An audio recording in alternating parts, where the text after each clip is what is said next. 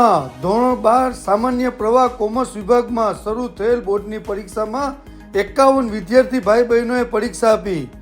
આ પ્રસંગે દીવ એસપી ફૂલ જેલે પિયુષ સાહેબ ખાસ ઉપસ્થિત રહ્યા અને દરેક વિદ્યાર્થી ભાઈ બહેનોને ઓલ ધ બેસ્ટ કહી શુભકામના પાઠવી। ત્યારબાદ પરીક્ષાને અનુલક્ષી સુરક્ષા સુવિધાનું નિરીક્ષણ કર્યું। પરીક્ષા વર્ગખંડમાં પરીક્ષા આપનાર વિદ્યાર્થી ભાઈ બહેનોને શાળાના પ્રભારી પ્રાચાર્ય શ્રી ઝાકીર લાખાવાલા અને શ્રી જયેશભાઈએ કોઈ પણ ભય વગર પરીક્ષા આપવા માર્ગદર્શન આપ્યું।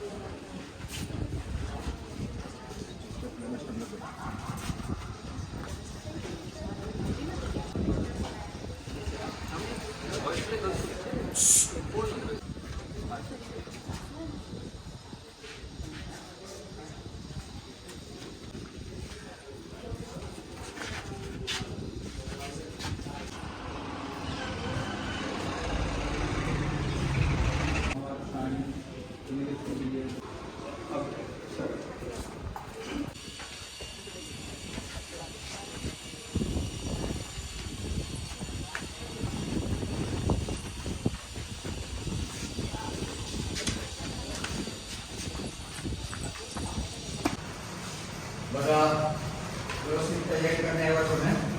હા, તો એકાઉન્ટ પેપર છે, દર રાખ્યા વગર તમને મહેનત કરી દીધો તો આરામથી પેપર ભરજો, ઉતાવળ કરતા નહીં। આંકડાકીય માહિતી છે, ત્યાં કોઈ આંકડો લખવામાં મિસ્ટેક થઈ જાય, બહુ ચીવટથી પેપર ભરજો, બરાબર? કેલ્ક્યુલેટરનો ઉપયોગ કરી શકશો, બરાબર?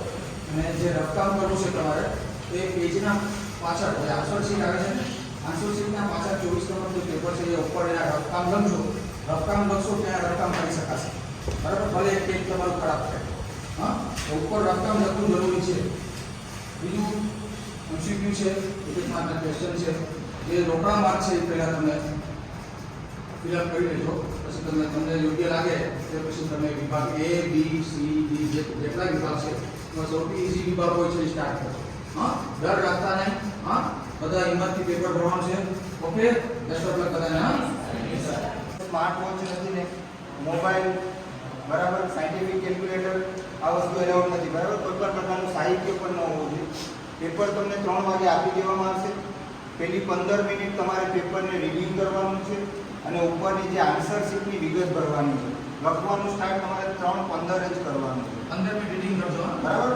તમને ભલે આવડતું હોય સ્ટાર્ટ ત્યારે કરતા નહીં, 3:15 એક બેલ વાગશે ત્યારે તમારે લખવાનું સ્ટાર્ટ કરવાનું છે।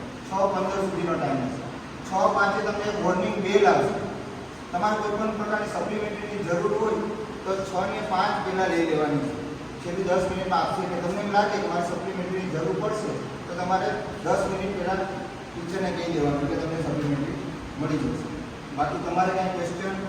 સપ્લિમેન્ટરી વાંધોમાં ધ્યાન રાખજો, હા, વિભાગ કાયદેસર જો ઉપર મોટા અક્ષરથી વિભાગ લખજો, હા, નાના અક્ષર લખતા નહીં, મોટા અક્ષરથી લખજો।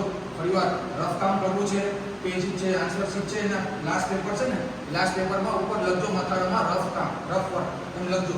ત્યાં તમે ગુણાકાર બાદબાકી જે કે કરવાનું હોય એ રફ પેજ ઉપર કરવાનું છે। ક્વેશ્ચન પેપર પર કાંઈ પણ નહીં અને પેજ ઉપર બી ગણતરી કરતા નહીં, એવું કંઈ પેપરમાં જ ગણતરી કરજો, બરાબર? હિંમત રાખીને પેપર ભરજો। બધા બેસ્ટ ઓફ લક।